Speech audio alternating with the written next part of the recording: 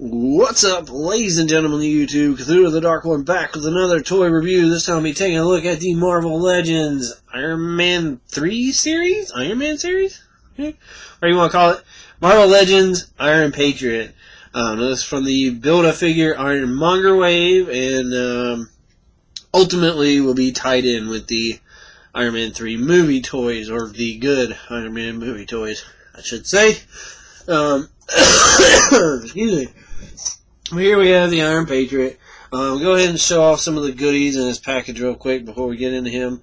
One neat little goodie he comes with, well, they all come with, is your little, if you're an idiot and don't know how a toy comes together, instructions of how to put the pieces of Ironmonger together, and a quasi checklist that does come already X'd out. I did not do that. And another cool little thing, I think, is it kind of gives you a little story of the armor. If you don't know, basically, the Iron Patriot isn't even Tony Stark. Basically, he stole kind of like an older Stark suit and kind of redid it because at this point in time, it was either during or slightly after Civil War, and Cap was presumed dead. And basically, Osborn made this to try to get in good and get his evil Avengers in good graces with the public and all that and that and that. But anyway, I think it's a pretty cool looking suit of armor, nevertheless. And at the end of the day, you do get a pretty big, cool looking Ironmonger figure out of it that you will build. Here's the packaging. Like I said, Marvel Legends, obviously.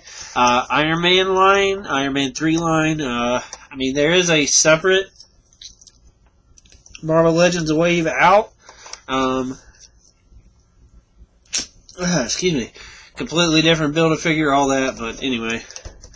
These are more geared to Iron Man. On the back, pretty standard stuff. What the finished Ironmonger will look like. The others in the wave. Picture of the toy. Cool comic picture. Mini bio. Bliggity bliggity blah. Nothing major. So anyway, on to the figure itself. Which, like I said, nothing else. I happen to really like this armor just because I think it's kind of cool. You know, I kind of like Captain America. I like Iron Man. There you go. Now I kind of have him in a heroic dun-dun-dun-dun, looking off into the sunset pose. But pretty cool little figure. I do wish, I'll go ahead and kind of do that for an explanation and size comparison. As you can see here, this is the kind of classic Iron Man. Out of the same line, and you can tell he's got a lot more shiny, like it looks like a metal suit to him. Patriot and there is side by side, so pretty good size. I mean, like I said, even though it's technically isn't Stark, but it does fit in.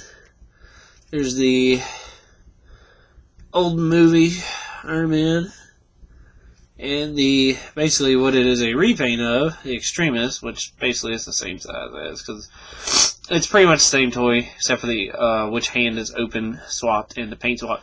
And you know, I wouldn't think a simple repaint could really make that big of a drastic difference to a toy, but I mean it really does on this guy. And I know it is because it's like radically different colors, but you know it is the same mold. It looks like two completely different toys. I mean, I don't know, at least to me, I think the paint scheme really works for it. That's just me. But as you can see, I mean, even on the older Extremis Iron Man from Marvel Legends, it kind of has a little sparkle to the plastic, more so on the helmet as far as the shine goes. The gold definitely shines through. Patriot's kind of the same way. There's just enough to kind of count it in there. on the chest and stuff, for sparkly in the paint. But unless you're like super right up on it, you're not going to notice it. Now the silver, I guess just because it's silver and reflective-y, and the white / silver stripes on him, do come across as really shiny. The blue, it could be a little darker, but I mean, considering how bright the red is, I meant to grab it. This is basically a upscaled, larger version of the Marvel Universe version of the figure. And its color scheme is just like if you turn down the darkness on this guy like by 2 notches. And it looks good. Like I said, I forgot to grab it. But overall, pretty good little figure. You know, not too bad. I will say, and I'll probably say this in every one of my Iron Man Marvel Legends reviews. My one gripe, they're $15 fucking, which is crazy. I mean, I know you ultimately get a piece for another whole toy, but, you know, if you're not going to invest in the whole wave for that other toy, that's kind of shitty. I mean, not that it's not a bad toy by any means, you know what I'm saying, but $15, well, actually 15 plus, I should say, that's pushing it. And I'm not just saying that because I'm broke. I mean, I really do think that is a crazy price for these things. But within that price, you know, is it too much? Am I out of my mind to think it's too much to ask for, like, 2 sets of hands? You know, like, so you could either have him both closed hands or both open hands. You know, like the old... This one, which technically wasn't Marvel Legends, it was just a 6-inch line they did for Iron Man 1? No, 2. 2. And, but they came with different hands. I believe open, closed, and maybe even another type, like semi-open. Could be wrong. Can't remember. All that exists now for mine are the closed fists. So, but like, and they, if I remember correctly, these old ones, you know, which came out when Iron Man 2 came out, were maybe 15 with tax, and you got extra hands, and I mean, roughly it's the same grade of toy, you know, same posability and all that, same detail, but, you know, like I said, maybe it's just because I'm cheap and broke, but I'm just saying, $15, a little bit much. But you do get really good posability. Pretty standard Marvel Legends stuff. Nothing really to brag about. Head goes up and down. That's as far as it goes up. So you could, if you arc the chest a little bit, you could kind of get a flying pose if you wanted to. And then it rotates fully on the ball joint. Nothing major there. But like I said, nice little detail. I mean, you can see like the penciled in eyes. I dig that. I dig the mouth. You know, I dig like the little details on them. And as you saw, upper ab joint, which gives them a little bit of rotation and backward and forward.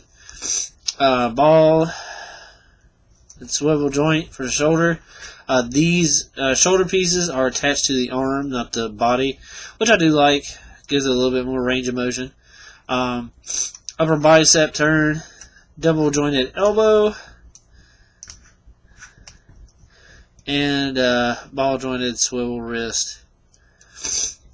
You know, nice little detail of the arc on his hand there. And then legs, typical Marvel Legends legs. In and out a little bit. It's pretty hindered by this little piece of armor here, but you can get out a little bit. Come forward a little bit. Not really go back. Like, that's pulling it back as far as it'll go. You go forward a little bit. Here it is. But yeah. Kind of upper leg swivel there where that armor piece, like where this piece joins that piece. Double jointed knees. And a nice ankle pivot / turn. Only hindered by the armor itself, like how far you can turn it. As you can see, it kind of scoops over the foot. But overall, pretty cool detail. I mean, it's even got the molded on the bottom, the little thrusters, even though they're not painted. But they weren't painted on this one either, so can't really bitch about that. Like I said, it's a really cool figure. I dig this line. It's about as good as you're going to get for Iron Man 3 stuff when the rest of the set comes out, because we're getting movie Iron Man 3, the 47, I believe, movie Iron Patriot, and Ultron for some random fucking reason. But whatever. And it's like with Iron Man 3 stuff, you know, it's kind of like either you kind of get the armors from this selection, you know, older Marvel Legend armors, or you get the Happy Meal toys that are the assemblers, which is a whole other video, or the big, tall, gimmicky, all it does is light up toys.